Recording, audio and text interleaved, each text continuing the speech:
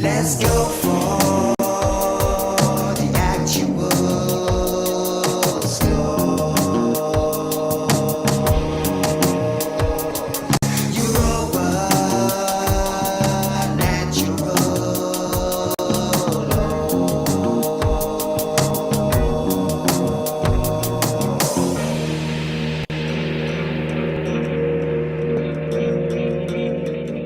Yes.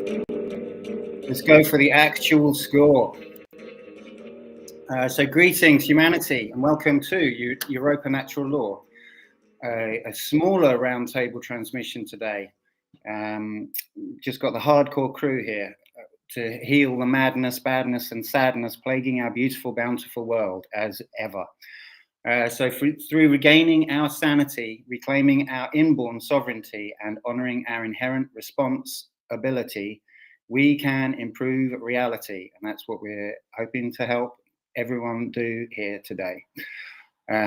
So I'm Nemo Jones, reporting for Beauty. And we also have, who would like to go? Derek? Ladies first, but yeah, Derek Barlocelli from France. Bonjour, bonjour. Comment ça va, les gars? Okay, I'm Yvonne from Norfolk. And I'm Wukan Kempfer from Germany. So welcome to you all, and thank you so much for joining us. I got my homebrewed kombucha here to keep me going through the show. It's going very well. And our subject for today is shadow work, which is such an important subject. And I thought I'd kick off with a few little notes about it. Basically, why are we going on about natural law? What's the purpose of this? You know, it's not an academic thing. I might have said this before on the show. There's an academic aspect, there's an intellectual aspect, but it's all about right action. It's determining morality and what is truth, and then how we act in response, you know, to that. Once we the more we can understand truth, the more we can act from a position of right action. But the problem with truth, or it's not the problem, but it can seem like a big problem, is, to quote Bertolt Brecht, truth is by its very nature at war with the forces of falsehood and deceit. And as we've discussed before on the show, the forces of falsehood and deceit are everywhere. They're outside us and they're within us because we've inherited them. We've been born into a world full of lies, and we imbibe this soup of lies and make it and carry on and continue it. So part of like enlightening ourselves, part of this whole process is to fight those lies within and without. But a big part of it is within. Really, the first part of it starts within. And to quote Adyashanti, this enlightenment process is a destructive process. It means the crumbling away of untruth, seeing through the facade of pretense, the complete eradication of everything we imagined to be true. Everything we imagine to be true has to go if we want to be enlightened, if we want to see reality clearly, accurately, and then act accordingly.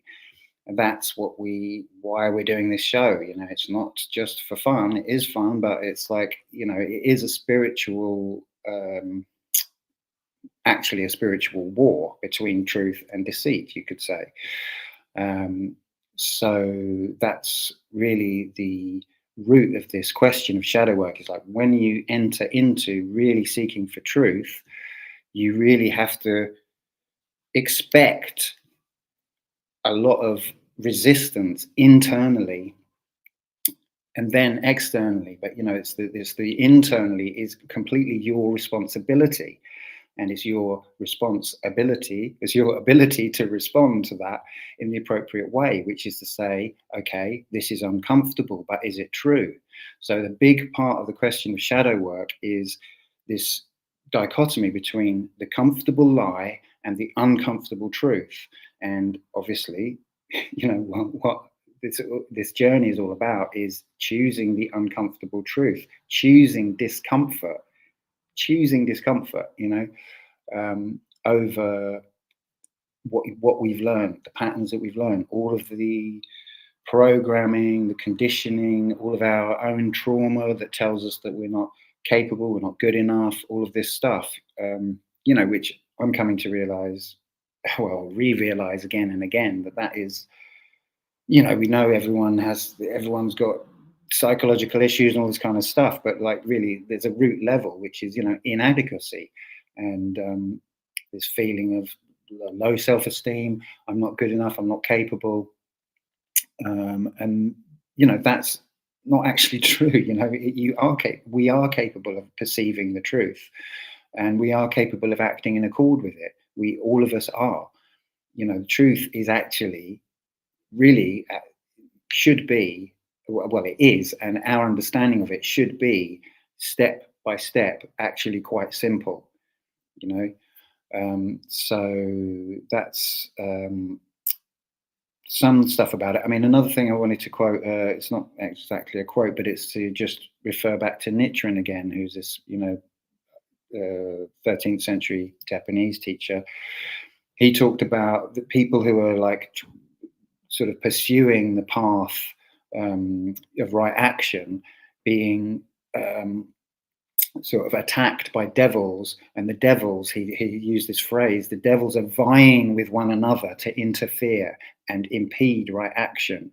So, you know, you can take that figuratively or literally, but it's this kind of idea, and I think we can all recognize this when we think about things like addictions and distractions, all the myriad distractions of life, and the obfuscation, the different narratives, different ideologies kind of coming in. Oh, you got to believe this, or you got to believe that, and then oh, but then you have to be enemies with that person because they don't, etc., etc. All of this stuff that really gets in the way of a direct relationship with truth and with reality. Yeah, all of this stuff you can think of as like devils kind of crawling over each other, trying to get their claws into you and to like stop you from seeing the truth. And I think it's a really powerful image, whether he meant it literally or whether you can take it literally if you like. But it's kind of, that's in a way beside the point, because it's this image of like, oh right, yeah, that's what I'm actually up against. But it's not to give responsibility away. Of course, we're responsible for our own, basically for our own trauma, for our own BS, for our own self-delusion, all of this stuff. Really,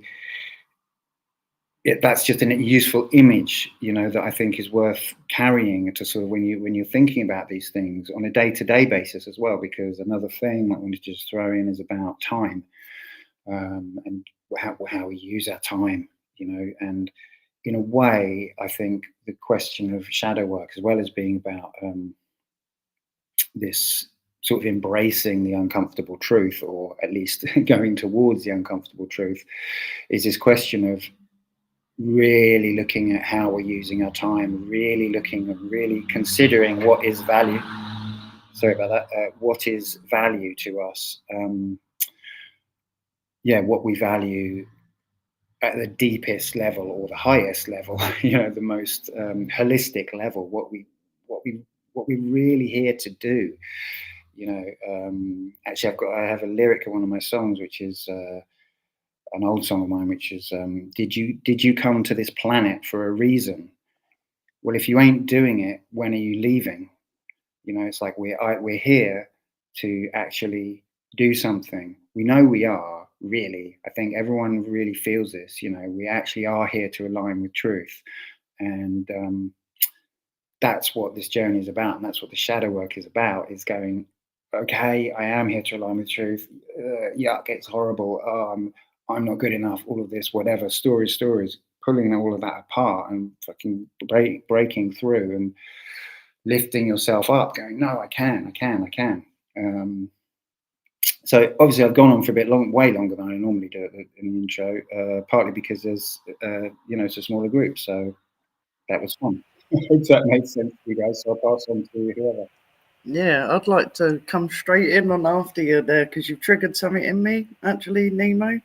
When you spoke about was it Japanese or Chinese philosopher from the 13th century? I didn't catch his name. Mitchell, Yeah. Japanese. About the demons coming in. That's a really interesting thing because I've struggled with that or become consciously aware of the demons coming in probably about the last 5 years. But when I look back on my life, they've definitely been there.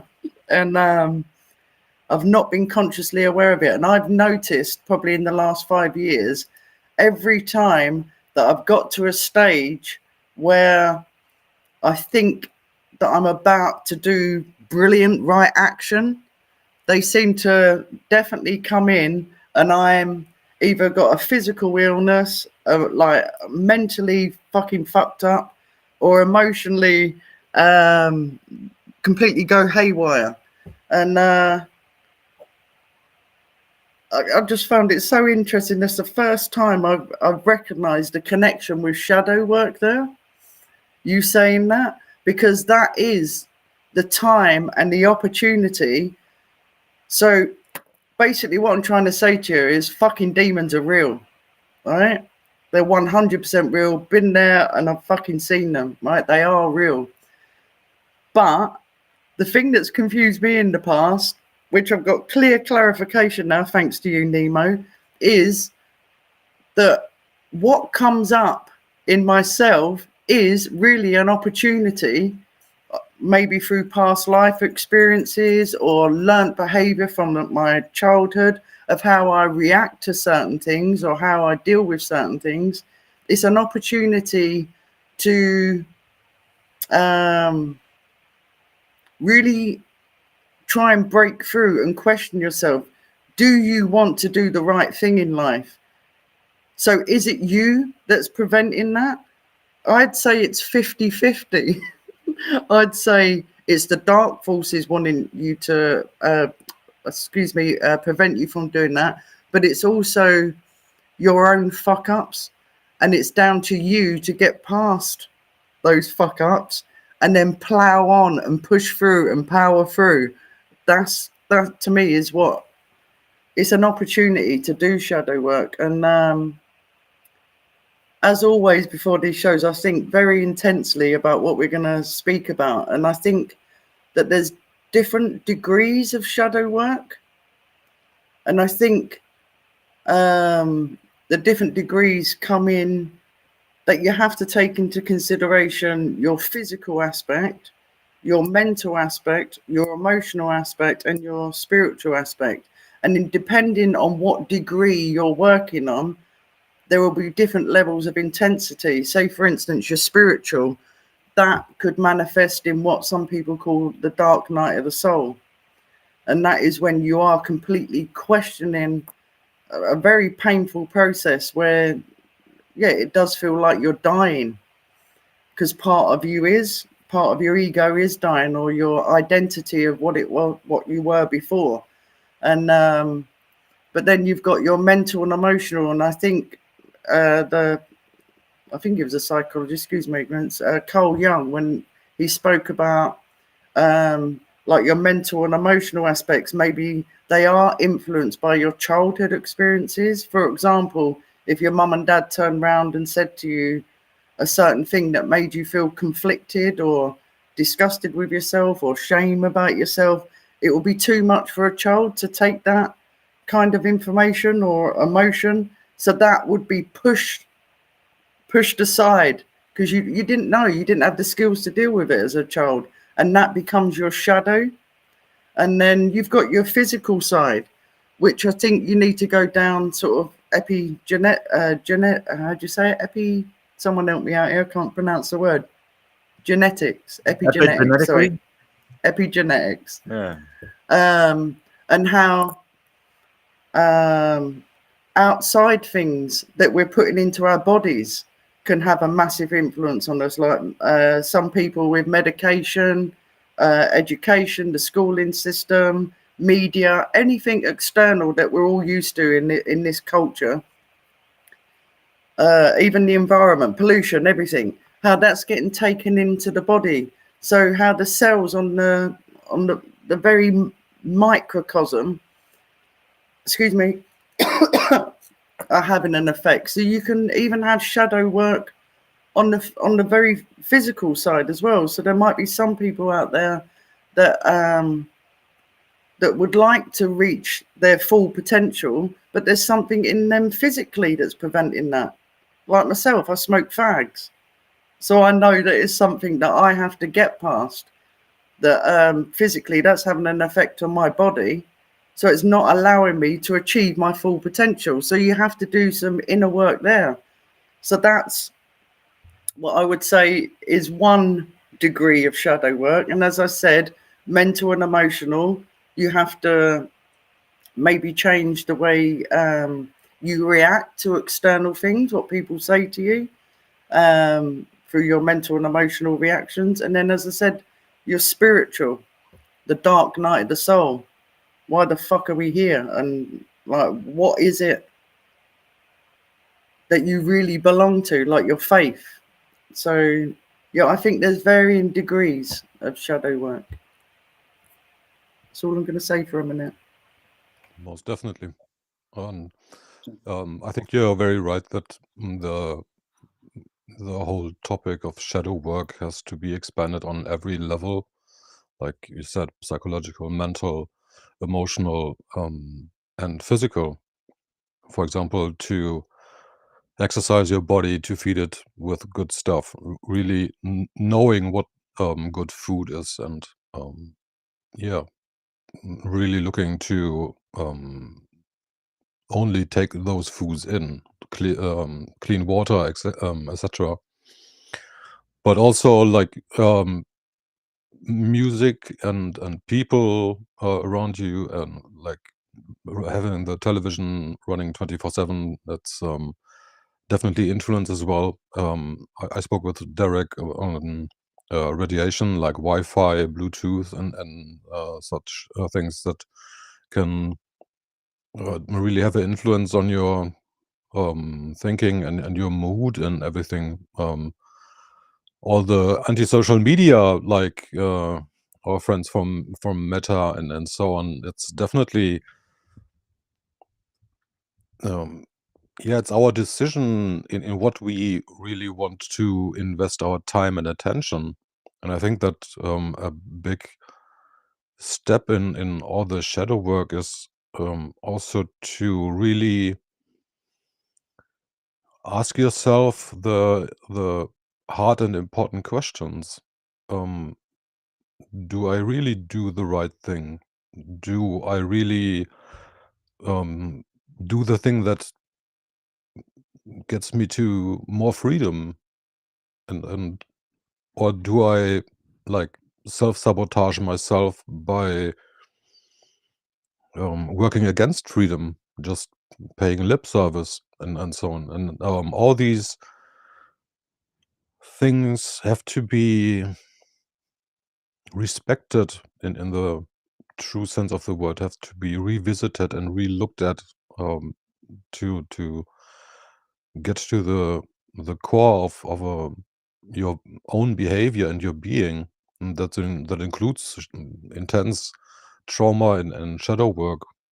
As you said, Yvonne, the things the parents say to a child with at age of 4 years or something can be very, very traumatic, and yeah, have an impact for the rest of their life, if they're not like making the trauma conscious. And it doesn't have to be like I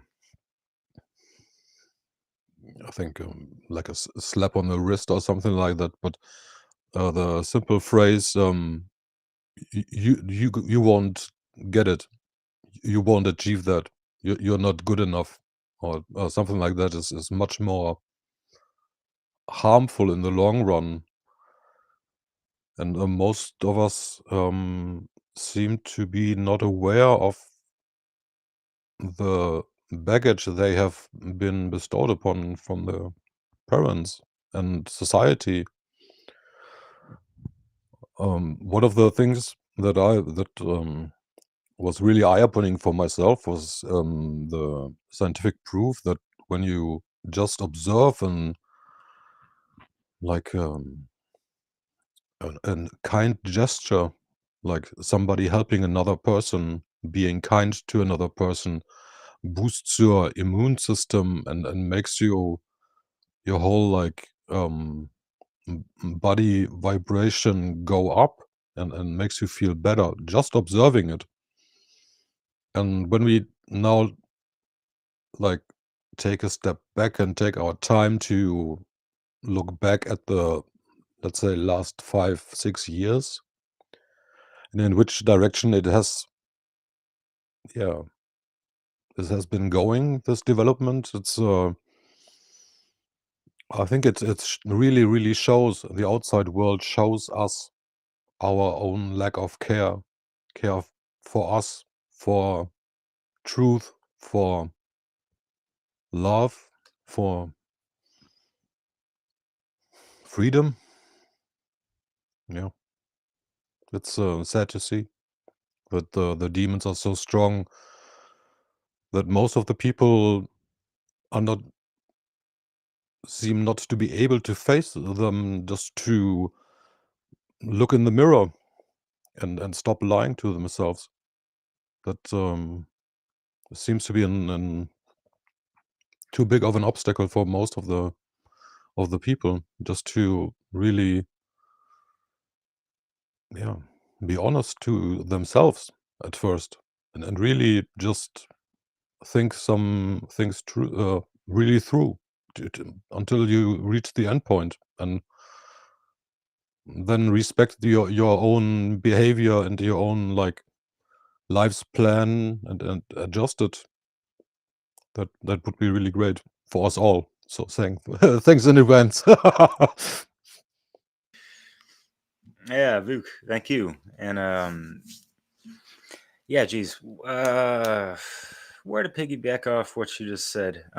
Yeah, as far as like all these things that we're subjected to, and we have to think just outside of the box of, you know, yeah, the whole things that we consume, whether it be food, music, anything that comes into our ears, into our eyesights, and all that, into our mouth, and all that stuff, right?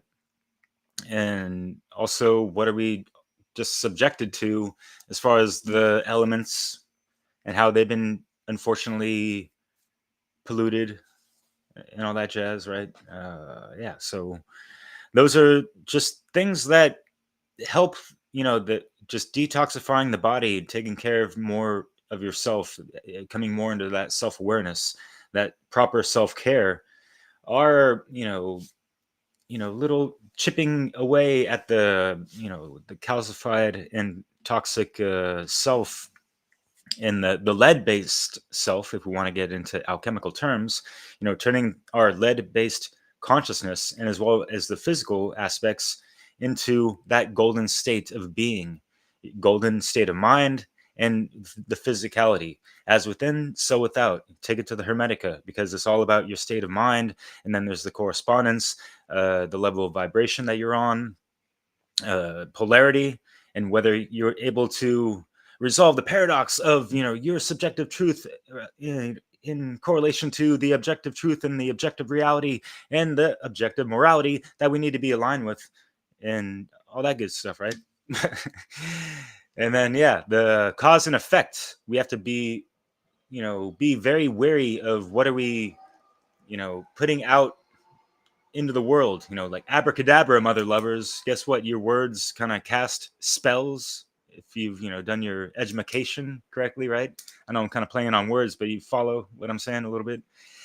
Anyway, so yeah, and then the gender. I'm going over the hermetica real quick. Like the mental gender, the both hemispheres of the brain, and all that stuff. And if you're a man, be a fucking man. If you're a woman, be a woman. And I know it's hard in the state of society and the economics of everything, because it has people inverted, and a lot of women, especially driven by the neo-feminism, are way too caught up and got too much yang up in their thing. And I got respects for folks just trying to be independent and be responsible for their own and all that stuff. We got a new Yo, Flora, what's up? Hi. Going? Hi, sorry, a little late, but Yeah, no good worries. to join. Yeah, cheers.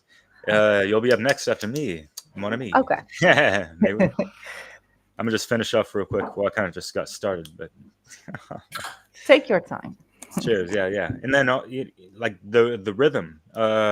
Lene, she had a lot of great comments in the Europa Natural Law Telegram chat, and she was talking about egregores.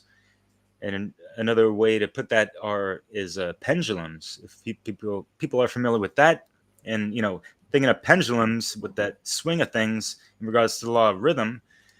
But to break it down, like an egregore is just like an idea that, or seed of consciousness, an idea, whatever, that got planted, and is as more and more people became aware of it, it became like a thing, and it kind of, there can be like its own consciousness kind of constructed out of that, in a sense, and it can be for the good or the bad. It all depends on where that energy is shifting, that, and possibly the intentions behind it.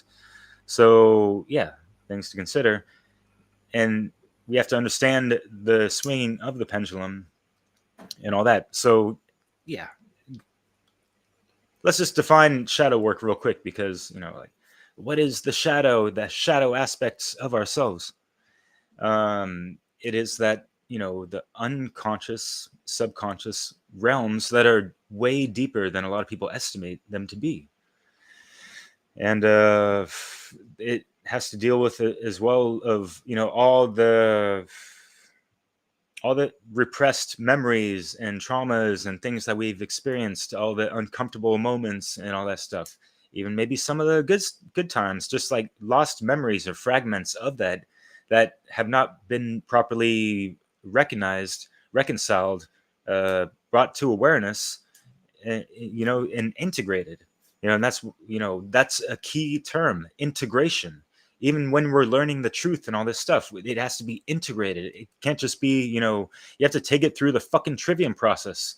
And it's becoming almost a buzzword, as if people don't know what that entails, of when you gather your grammar, the knowledge, you keep stacking that knowledge up, and you're processing it. You're going through understanding, understanding, and overstanding that.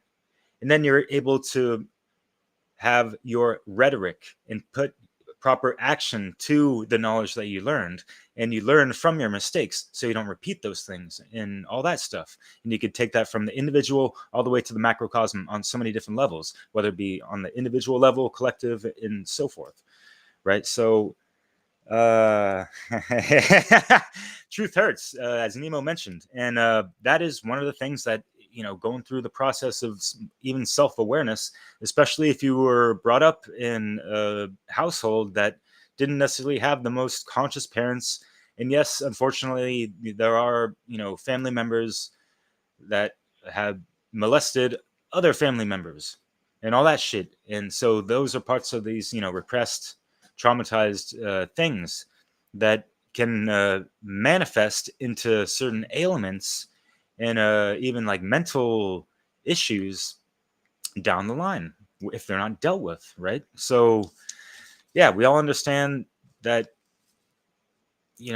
these things are uncomfortable to confront and deal with and try to heal and kind of reconcile with that inner child.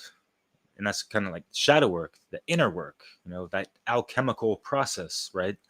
And recognize and realize that like, as children, we are at our most innocent and vulnerable, and we don't have total control and strength to say no and all that stuff. We're more nescient than ignorant and aware of the ways the world's and even our inherent rights and all these things. So it's not we have to just give us some grace and reclaim the dignity and not be attached to that like oh, we realize some people fall into the pits of victimhood, right? And they identify and attach with that too much for too long sometimes, and that weighs them down. And it's like that shadow work isn't really properly dealt with. And Nemo, you mentioned, and Yvonne, I'm glad you mentioned that again, like the Japanese Nichiren or whatever, with the devils coming along the pathwork to kind of derail you and this and that. Think about the betrayal of Thoth, and like how thoughts, Thoth is also thought. And if it betrays yourself, you have those, self-sabotaging moments. And we do have to keep, things like Watiko in mind and that kind of stuff. And the whole things of attachments, having too much attachment to, your false identity, and, attachments to falsehoods and things that these belief systems that we had ego attachments to and all this stuff. Those are like the toenails and fingernails of the Norse mythological boat called Naglfar, something like that. And that's an allegory of how, crossing the streams of consciousness, there's going to be the Klingons of attachment, that the old self trying to crawl back out of its grave, like, hey, like you know what I mean? Like, you got to kill the zombies within yourself. That fucking shadow work, like straight Draco slayers and shit, so yeah, it does take a lot of time. Nemo, you mentioned time, and I'm going to end it on that because I've taken a lot of time on this round. And Flora, I'd love to hear what you got to say. Yeah, a time. When you mentioned that, Nemo, you made me think of like time is also Chronos, and that's in relation to Saturn. And when you have that Saturnian, the Saturn's return, if you will, and that kind of stuff, and you just think about it in terms of the astrological archetype of Saturn, and just like the harsh life lessons that it can bring forth. And I'm on like a really harsh degree in my natal chart with Saturn. And so learning about that and realizing like, oh my God, yeah, like I've noticed I've had to learn the hard way too many times in my life. And it's like, why? Like, so that's one of the things that helps you realize like, geez, like, hey man, like let's just take it a little bit more easy. We don't have to make things harder than they already are. Let's learn from our mistakes more, and not repeat certain things, and maybe pass off some lessons to others so they don't fall for the same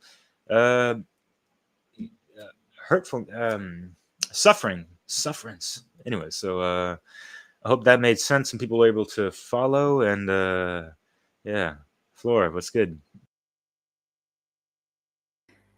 Yes. Well, good that I could join.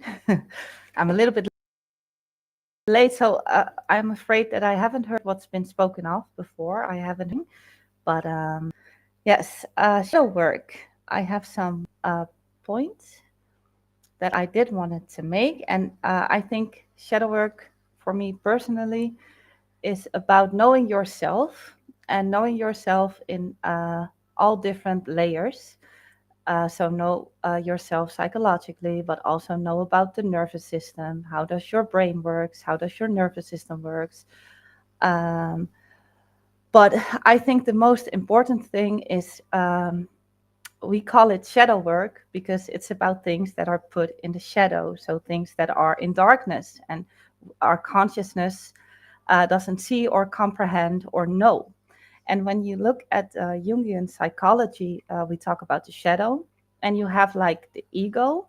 And the ego is the way we interact with the world. So it's the medium between us and the world. And we have our self, and our self is like the self with the capital S that you spoke about the other episode before. And the self embodies something larger. The self isn't even personal. It's a transpersonal force. It's greater than us human beings. It's the part in us that is eternal and that is connected to God, so connected to the all. And when we look at our development as human beings, a lot of people are still like children because the ego is so calcified and hasn't really developed itself yet. So it doesn't really know a lot about the things that are in the subconscious. But it would be better if I had some pictures for this, but maybe I can draw something, because to me it made a lot of sense to see this. Okay.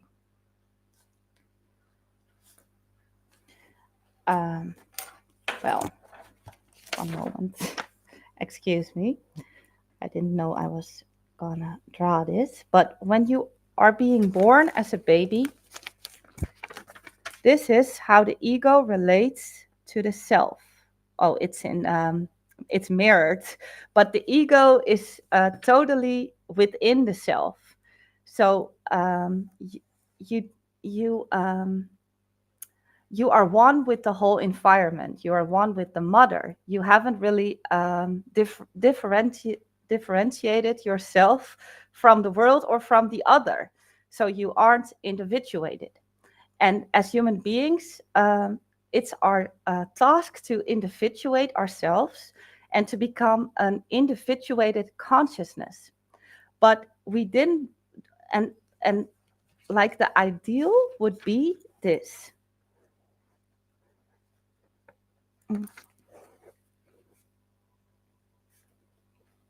I hope you can see it, but that the ego is not within the self, but totally out the self, but there's a direct line between the ego and the self. So messages from the self can flow through the ego, and we can choose to take action to do that or not to take action to do that. But if there isn't a line, we have no choice. And besides that, a lot of our behavior is really driven by subconscious influences. So if we aren't aware of our subconscious traumas or even our psyche, because if we aren't aware that our psyche is connected to all these subconscious layers, like family patterns, but also the place we live, ancestors, but also the country we live in.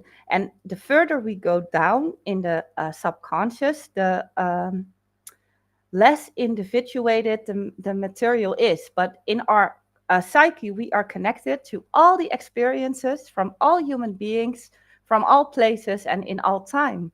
So even the dinosaurs walk around somewhere deep within our psyche. And if we aren't aware of all these layers, we will never understand what drives us. Because Jung also talks about archetypes. And archetypes are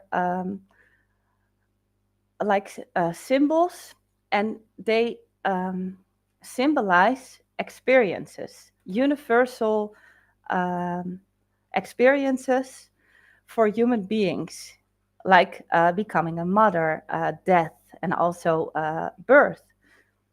And a lot of our behavior is also triggered by archetypes without knowing that. Because, yeah, I hope I don't sound too fakely, but yesterday I had some experience that really made me understand things a little bit better, because I was taking on a trip within my own mind, and I just realized how a lot of things we experience as human beings are, how do I say it? It's like looking at the bigger things, but from a greater distance. Like a lot of people on Earth really like universities, and we like to get a diploma, and it's almost sacred, the university, right? The higher the education, the better. But then I realized yesterday that our soul longs for life lessons. There is such a deep longing in us to learn from life and to comprehend things and to learn ourselves and understand what we are and where we live. And like the university is this, but then dissociated. So a lot of our experience are so dissociated from what it actually is. So I realized there is so much innocence in things because we really are like children at some level. And that's why I talked about the ego and the self scale. You can call it a scale, because as a species, as human beings, we didn't reach to become an adult. We are still like children. We know nothing. We have to learn everything. And in our ignorance, we are destructive as fuck. So it's not good to stay this way. But I think in essence, there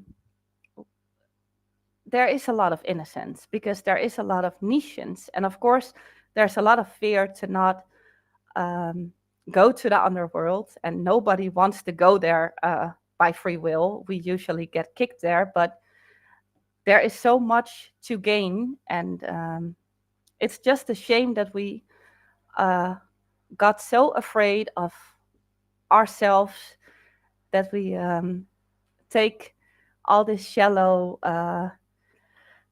shallowness for granted, while we can have such a beautiful life and beautiful connections with ourselves and the world. But I think I have to stop now, but there's so much to say about this subject. Yeah, but I think really it's about re-experience it. Yeah, about the experience we dissociated from. We really have to experience it in our bodies again. We have to feel through all those moments that we split off, and then we will remember again, and we will become a whole human being again, because we live in this defined paradox and we put our eternity in the shadow as well. So all the good stuff is in the shadow. It's there with all the ugliness, but there's so much beauty in the shadow. And yeah. Thank you. Great words, everyone. Yeah, well, I've made loads of notes. I think, yeah, so that one aspect is of, you know, it's such an easy thing, isn't it, to be like, oh, my parents messed me up, you know, this kind of, it's a cliche, obviously, but it is a huge part, you know, we have to kind of acknowledge that what part of the madness of the world is that no one knows how to parent, and that's been the case for forever. So we really are children of, we're kind of abandoned, you know. This is the thing that PASSIO talks about, you know, that we are these abandoned children that have not really been nurtured and not really taught the truth of the world because it hasn't been known, and so that's the story, you know. That's the story. It's tragic, you know. It's so sad how the state that we're in, and it's so important to talk about it, you know. Which obviously that's why we're doing this. I had a thought. I think while Flor was talking about, you know, I'm just thinking someone listening to this could potentially sort of think, oh, this all sounds a bit complicated. I have to know about the unconscious and you know, my trauma, but I don't know. But the thing is, I think that it's like through moving forward, through seeking to align with yourself and to find the aspect of yourself that does love yourself, through aligning with your unique strengths and desires as well, you know. I think that is the way. If you pursue that alignment of thought, feeling, and action in, you know, with this higher self that obviously we've just talked about that last week, this is a natural sort of continuation of that. Through that process, this shadow work will come at you, you know. you'll see these things. Oh, you'll have these connections with these memories, and you go, oh, that's from that time. That's from that time. You know, I mean, this I can't actually think of the example, but something sprung into my mind this week. You know, from years and years ago, I was like, oh wow, that was actually quite a big thing that someone said to me that time. So maybe it's disappeared back into my subconscious. I don't know. But you know, that's the thing. It's like but through enacting, through seeking this alignment, this stuff will automatically come up. So it's a kind of, it's not just a process of like digging down to find stuff. In fact, that's difficult to do. You know, it's quite difficult to just sort of go, right, here we go, I'm going to do some shadow work. I don't really know if it ever works like that, really. Obviously, you can initiate processes to do that. You certainly can, but even that, the initiation of that process is usually a result of coming up against a wall in yourself, you know, and finding like, why can't I do this thing? Why do I always feel, why do I self-sabotage, or, you know, don't quite find the energy to do that thing all the time, or whatever it is, all of these things. So yeah, that's the kind of thing I wanted to just kind of say, and that sort of, well, return to that idea that in a way it's a simple process, and it's really about the will, you know, the will to align with truth, the will to align with your higher self.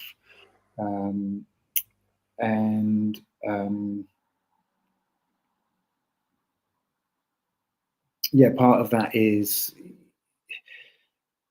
this, well, actually, I'll skip that other bit. I've just got tons of notes here.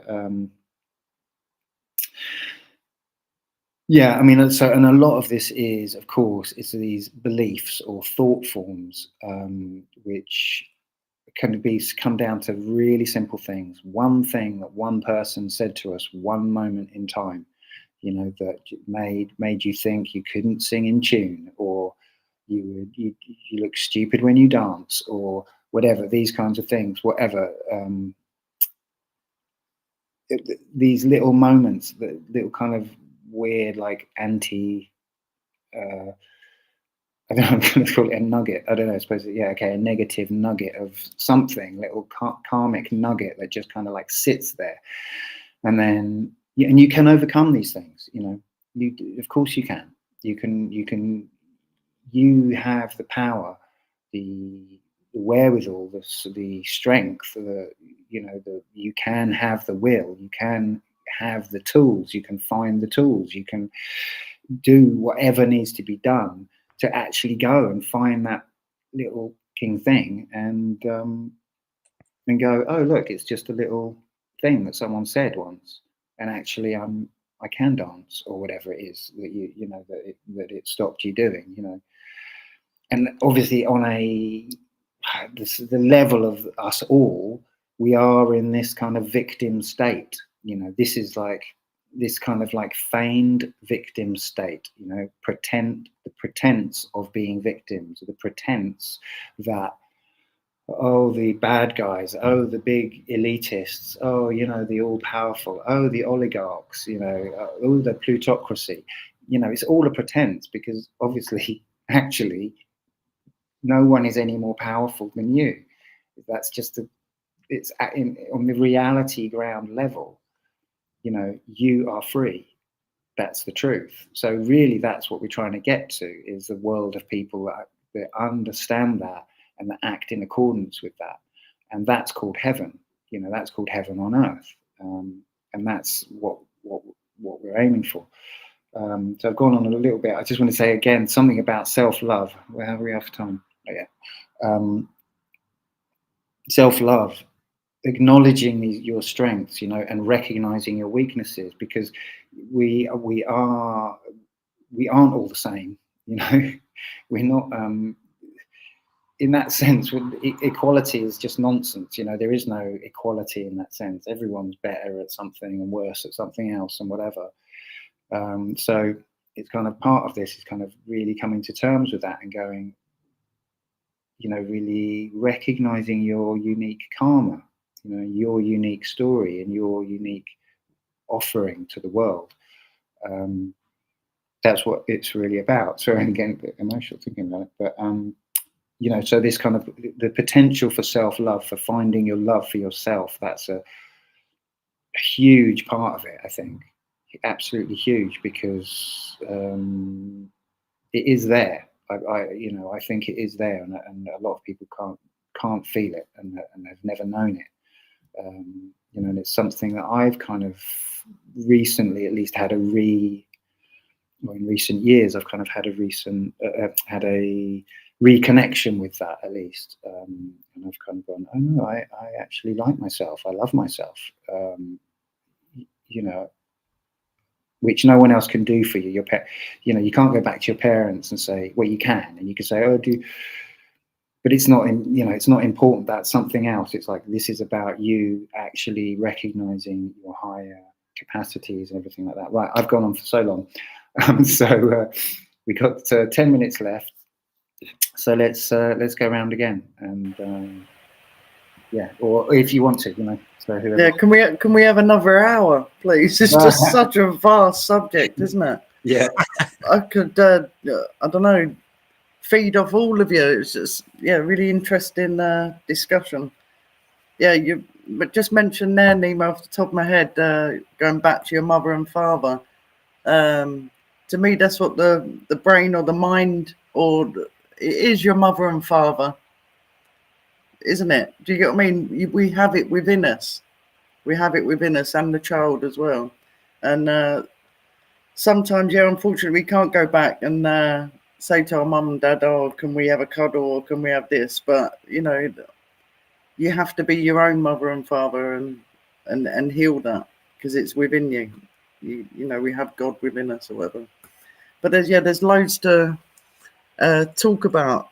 I wanted to go back to Vuk, what you're saying, like questioning about why don't people see things? Why don't they see it? Why don't they choose to face certain things? And I put on the chat about the DSM, the medical. Let me just get the proper thing. The Diagnostic and Statistical Manual for Mental Disorders. I think there's a lot of folk out there that are suffering on all different levels, mental and emotional, but because they don't know about shadow work and that they've got their own mother and father within them, they seek that out externally to someone that gives the illusion that they've got authority, and that is the medical profession. And yeah, when I've looked into the DSM quite a lot, and it's interesting. It started off in 1952. Excuse me, and they had 102 different mental disorders in there, and the latest one that was completed by 2022, interestingly enough, just after the COVID lockdown and things like that, it went up to over 450 mental disorders. And yeah, if people took on those aspects, excuse me, my throat's going, excuse me. Excuse me. So yeah, maybe the shadow is coming up in people, but they just don't know how to deal with it, and it's getting put down to mental illnesses, and which I find one of the most saddest things. One of the most saddest things that are going on. Yeah, so if people learn how to take responsibility and realize that they do have the power to change all these things, then yeah, the world will be a lot better place. A lot better place. And there was another thing that I wrote down as well. Oh yeah, about coming out. Yeah, shadow work mustn't always be seen as darkness. Like, is there a difference between dark and light? That's what I'm trying to explain. Sometimes what can seem like a dark situation, just so I'm just going to bring it down to the physical, like a physical illness.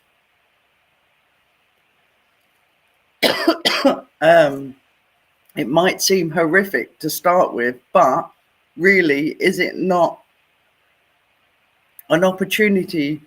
Is it not just something in you that's dying to come out, to be brought to the light?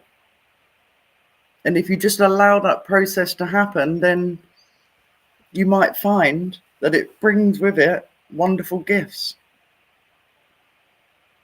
Yeah, so don't be frightened of your feelings.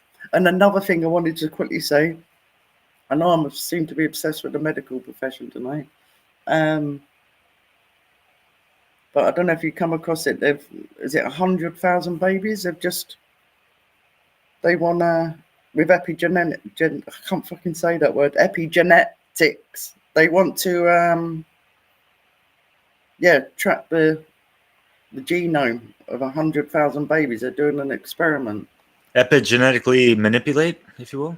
Well, no, they're just tracking it for research, taking the bloods of the 100,000 babies, and it's all about Derek, to try and detect certain illnesses before they even happen. It's preventative medicine. So after our discussion tonight, I just find it, excuse me, fucking throat, sorry. So sorry, guys. After tonight's discussion, I find that so worrying that they're even concentrating on preventative medicine, because if you take it to the micro level, if there's something that at birth is slightly what they're viewing as imbalanced, then if they put in preventative medicine to stop it, you're taking away the fucking opportunity of that soul to bring things out into the light. So keep your kids away from the fucking medical profession, as far as I'm concerned. And it stunts the growth of the developing immune system as well. Absolutely, but it's just, it's going to change things on all levels. You cannot separate the physical to all the other. You just can't separate it. True. So there's a reason why that child at that given point, when they're taking that blood, has got whatever pattern going on in their genome. There's a reason for it. Leave it alone. Leave it alone. That's all I want to say.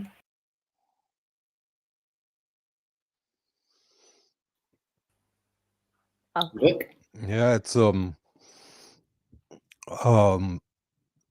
whole medical stuff is another discussion for itself. And what Yvonne spoke at the beginning about is of these people that show up when you try to do the right thing. For example, say I want to do shadow work tomorrow, and I just want to, let's say, dig down on certain aspects of myself and so on. And like studying Jung and psychology is like high level shadow work, but it can be like down to earth questions like, whom can I trust in a disaster situation, for example. Just to think about this question, to make a plan for the family, where to, let's say, bug out when things get rough, etc. That's shadow work as well. But there are many aspects, and I do want to say that when you, for example, schedule yourself to doing shadow work, Mark called them agents when he discussed the fourth part of the Matrix trilogy. The people that show up and try to, let's say, seduce you to do other things and not the right thing. These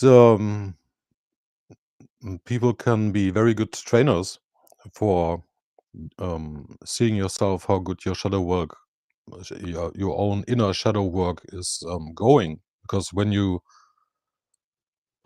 let's say be such of such high vibe consciousness, for example, when they really try to like detract you from your plan, and you can say no to them, that's a great victory, for example, and then you can proceed with your plans, doing the right thing, or just asking the right questions, listening to the knowledge you need, or like reading, or any way you decide to do it. But I think the most important part is to really do it, and not all parts of our darkness are evil. For example, you can use, like, quote unquote, use dark parts for self-defense purposes, and like rearrange their focus on like things where they're where the right to show, like, quote unquote, dark emotions like anger and rage and yeah, disgust and everything. Just to, for example, to order those let's say wirings in your brain and in your psyche, in your heart, is shadow work as well. And yeah, so there's a lot of facets of this whole topic, and it's yeah, I think just to give everybody an idea that it doesn't have to be young to do shadow work. You can really do it just in front of a mirror, or talk with your friends and ask the real important and hard questions and answer them honestly. There you go. Flora, I'll let you go, and I'll go after you. If it sounded like you wanted to speak about something. Well, it was what Yvonne talked about made me think about another important aspect. Yes, I'm sorry because I want to tell so many things and I have too little time, so I will try to keep it more grounded. But what I wanted to say, I guess, is the offer we as humans have to make is give our ego to the self. And that's a very big process. And that's a journey as well. But I do think it's essential because the problem in this world is that we have lost so much soul. We have to embody the soul again. And then we will understand and we will know. But what happens now is that our ego is so inflated that we do things that are not, how do you say it? Our ego is inflated to the proportion of godlike, but we forgot God at the same time. So it's a very paradoxical situation. And that's also what Yvonne talked about with the babies and the genomes. That's like an inflated ego. That is someone whose ego is not developed enough to have a connection to the soul and to the self and to God. So that ego is totally caught up in materialism and in some mechanic, toxic worldview and pretends to be God. So we are destructive as our ego is inflated and in our ignorance. For Greek, hubris was the greatest sin there was, because it's very dangerous for little children to do grown up things, I guess. And well, I just wanted to say that the instincts also play a very important part when it comes to shadow work. And that's why I talked about the nervous system, because the theory behind the nervous system and our instincts and it's very important for us to know, because then we will understand ourselves and we will understand why we fear emotions or feelings so much, because we do know moments of being scared to death, and that are parts that we split off. And to integrate this energy again in our systems is very important to become whole again and to get our life energy to become complete again. But there's so many things to say. I'll leave it here. So I give the word to you, Derek.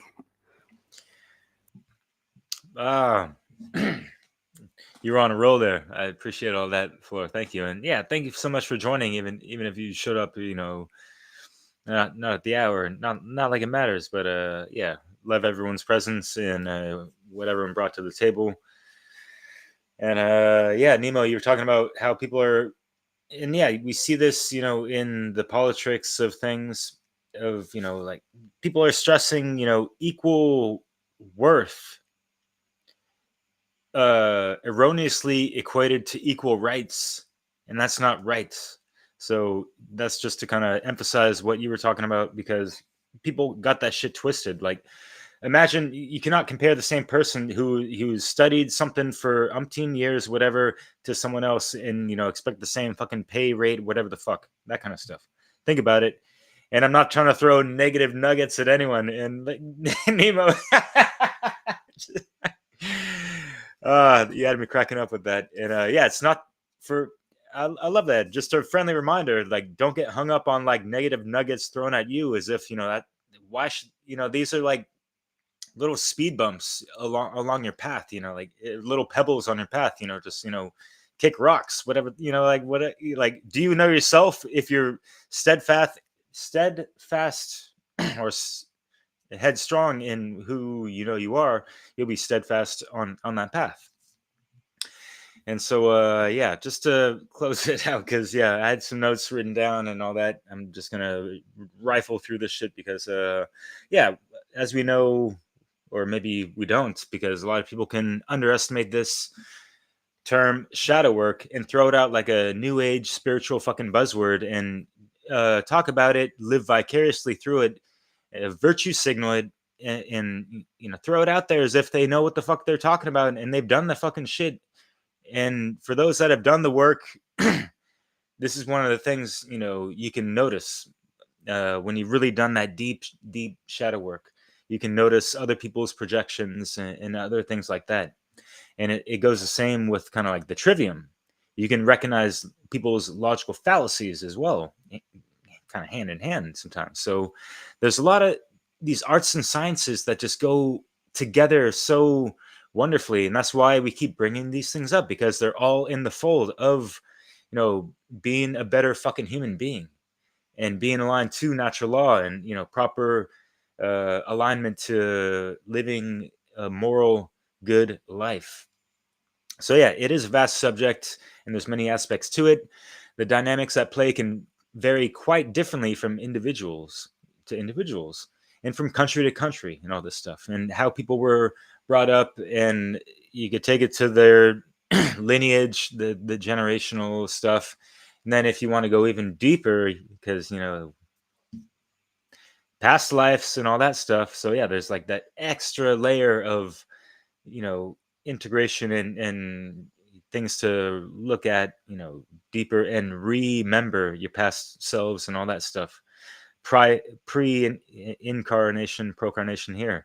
So yeah, just but at the 3D level, let's just understand our bloodline right now, and especially dealing with the anima and animus, which is what Carl Jung talks about. And if you're a man, look to your mother's side, and these things kind of it goes into sexual preference a little bit. Just look into the works of Carl Jung. We don't have time to get into it. Obviously, we're just concluding. So yeah, it's really just about the shadow work, like healing all the types of trauma on a multidimensional level, metaphysical level, mental level. That's the mental domain, the mental dimension, and the emotional dimension. That's just to not get all woo woo with y'all, like those. That's just more than one dimension is multidimensional kind of thing. So anyways, so we got to make that darkness within us conscious. We got to be that hermits. Take it back to what we were talking about. We need to take a time out, take a knee from people and that you're around, colleagues, cohorts, friends, family, sometimes, whenever, however you can, and it's just a temporary thing. You just say like, hey, I'm going through a phase, trying to reinvent myself, or just trying to work something out, process some stuff, or whatever, or I'm healing, or people will understand, and honestly, you'll get a good amount of encouragement and support, I'm sure, and also respect of one's space, because people do need to have that proper time and space and place to do the proper fucking work, and take it properly and go through the process all the way, and recognize and realize that it's more of a marathon, not just a quick fix, a little sprint and 100-yard dash type of thing. Like, these things take time, especially depending on the amount of time has elapsed since, not dealing with certain things, the problems that have ensued from it, whatever. Like, as I mentioned, it's, it depends on so many different dynamics for the individual. So anyways, introspection, reflection, and those mirror moments are something else. And what's worked for me is, like, the catalyst for me was, the huge breakup of being divorced and all that, and just like countless mirror moments and times, like, going over so many things, and like going over how much of the wrongdoings I was in and all this stuff, and trying to be not hard on myself and more objective, but really trying to pinpoint my error in ways in the past and all that stuff, and coming to terms with that, like, hey, like, this has to stop, you got to change, we got to improve, and whatever. Not like, I was a fucked up husband or whatever, what I mean? There's a two-way street and all that stuff. And one of the things that was really key, and that was actually a really healing moment between my ex-wife and I, actually, is because one of the things she didn't like about me was that, sometimes, like, I got that righteous indignation, or I got a lot of fire. I'm a Leo fire sign and all that stuff. I'm like, rah, sometimes. And I wouldn't be like blowing up in her face, especially for nothing trivial, but she would overreact. Like, she'd be kind of hypersensitive. And it was even like, we were in the car going to the lawyer to have our divorce thing. And she was talking about, like, yeah, and I noticed that, my father, I was traumatized in a sense because he yelled at me because he was looking for the television remote control, and it was like hiding like underneath me or behind me or something like that. And he got mad at me, but nothing happened. But it's just like, that childhood traumatized moment that just doesn't get dealt with. And so when she said that, it was like an aha moment for both of us, because I had no idea at that time. And so just the ways that these the shadow workings and revelations, it's magical, and it's healing, and it's wholesome, and it's holistic. So I encourage people to do that and look at your past relationships, your current ones, and all that stuff. And also, even if you're single, work within what you got going on, and try to formulate the proper archetype and prototype, or whatever, if you will, the ideal partner that you have. And it's obviously going to be a reflection of where you currently at consciously. And so, yeah, like, also, like, traveling helps out with the shadow work. You have time to self-reflect on some things, especially if you're driving and stuff. Even cooking, even cleaning, washing the dishes, even cutting your hair. You get, you losing, shedding off some, old stuff or whatever. And fasting, that works tons for me. I cannot overemphasize that, but I know I'm speaking way too much. Just real quick, for anyone else that wants to learn more about this, Caroline Riley, my friends Colin and Melissa at Shadow Tech Alchemy, and my good friend and fellow classmate Odysseus Andrianos. They've all written books, as well as my really good friend Mario West. You can check them out. We've had pretty much all of them on my channels, especially Dissolving the Divide. And that's all I'm going to plug in. Did I spend too much time? Are we good? Nemo, you good? Very good, thanks. Yeah, we'll drop those, any links, any extra links, I'll add them into the show notes, Derek. So I just wanted to add a couple of very quick things. obviously we've talked about so many different this, that, and the other stuff that we've picked up, but it's your journey, you know. So it's you might not use any of this. You might not need any of the languages or the tools that we've been talking about. It's a journey where you have to go on your journey, your path. And really, it's actually very simple. You know, it's about being honest with yourself. I think that's like a fundamental thing, you know, aspect of it.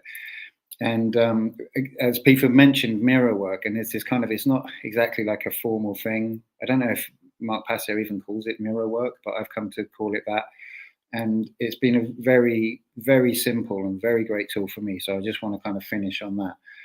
Oh yeah, before I do say that, is just to say, you know, I'm on this journey.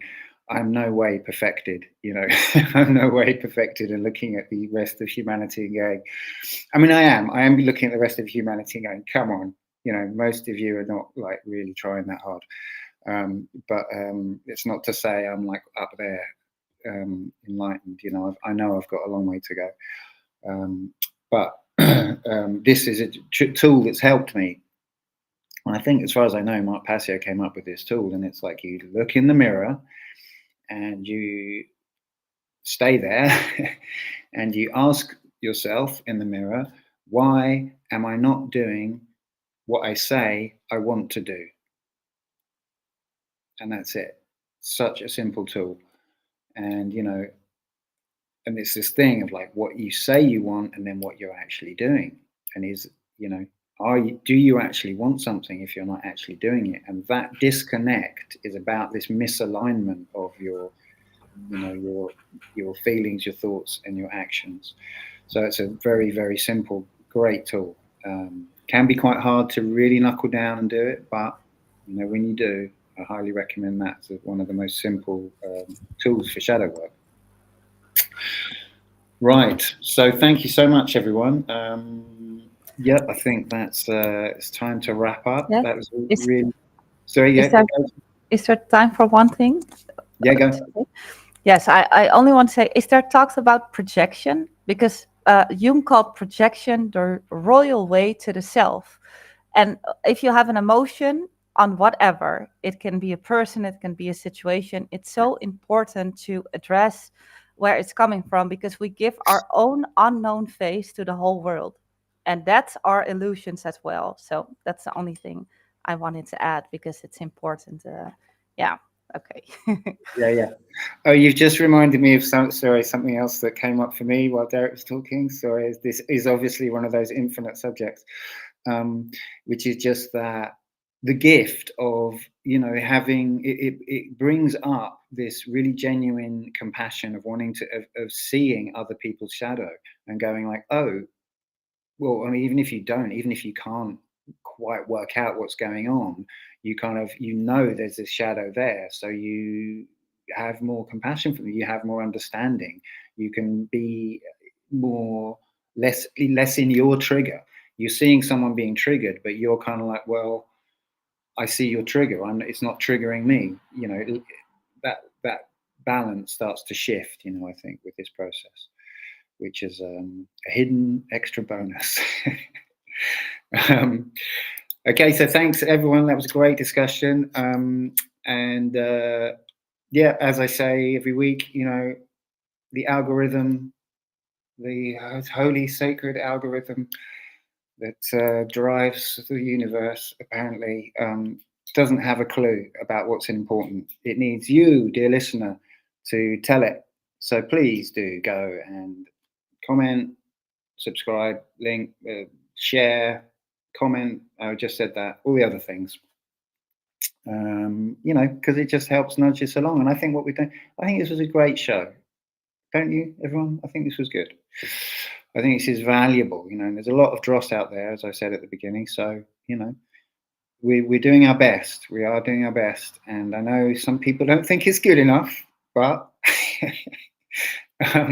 we're getting there. We're getting somewhere. So yeah, check out all the description. All the links in the descriptions. There's everyone's content there, and also the Europa Natural Law Telegram channel. where you can join, and we have discussions, very lively discussions. It's got quite heated even this week, which is fine. And yeah, it's a vibrant little community we've got going on there. So come on over. The link's probably, Derek's maybe sharing it now, but it's anyway, it's in the description. Sorry to ramble on so much. We're also going to head over there right now, just to have a post-show discussion. You can come and join that if you like. And apart from that, thank you everyone. Until next time, I'm Nemo Jones, reporting for Beauty, and I look forward to seeing you all next time on Europa Natural Law. Thank you. Thank you.